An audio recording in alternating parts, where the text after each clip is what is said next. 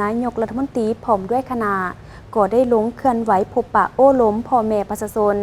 อยู่ที่เขตจุดสุมพัฒนาบ้านดักมวนเมืองดักจึงแขวงเสกองซึ่งได้เอาใจใส่ในการแก้ไขความทุกข์ยากของประชาชนท่านสอนไซสีพันดอนนายกรัฐมนตรีพร้อมด้วยคณะได้เคลื่อนไหวพบปะโอ้ล้มพ่อแม่ประชาชน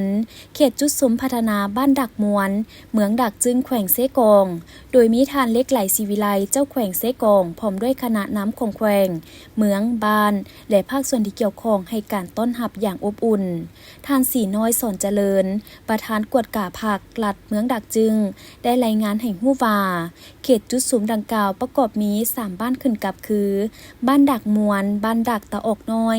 บ้านง้อนดอนมีเนื้อที่ทั้งหมด 7,976 เฮกตาร์เนื้อที่ส่วนใหญ่เป็นเขตผู้ดอยผู้สูงกว่า95ส่วนห้อยมีสภาพอากาศหนาวเย็นและฝนตกเกือบตลอดปีมี260ครอบครัวพ้นทุกข์กว่า51ส่วนห้อยมีพลเมืองทั้งหมด 1,253 คนมี4ชนเผ่าคือเผ่าเตลียงเผ่ากระตู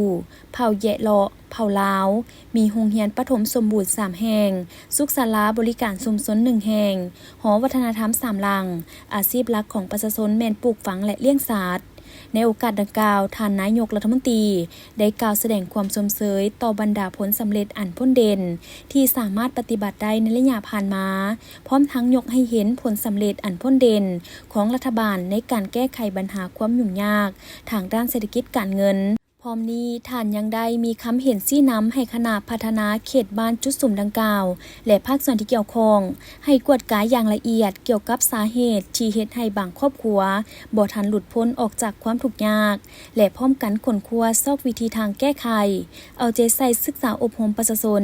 ในการหลีกเลี่ยงการตัดไม้ทำลายป่าเพื่อรักษายอดน้ำสืบต่อจัดสรรที่ดินทำการผลิตให้ประชาชนตามขอบเขตที่ได้จัดสรรผ่านมา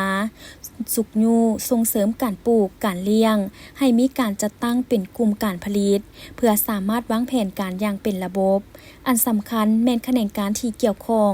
ต้องได้เอาใจใส่ใกล้ชิดติดแทศเพื่อสร้างความเข้มแข็งทางด้านเทคนิคการผลิตให้พ่อแม่ประชาชนรวมทั้งการบริหารเวียกงานด้านต่างๆสืบต่อปรับปรุงการจัดตั้งบ้านให้สอดคล้องกับทิศสามสร้างก็คือนโยบายของภาครัฐที่ได้กำหนดไว้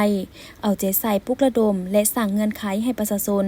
เข้าร่วมกระบวนการสำรวจพลเมืองในปี 2025ให้มีผลสำเร็จตามระดับคาดหมายที่วางไว้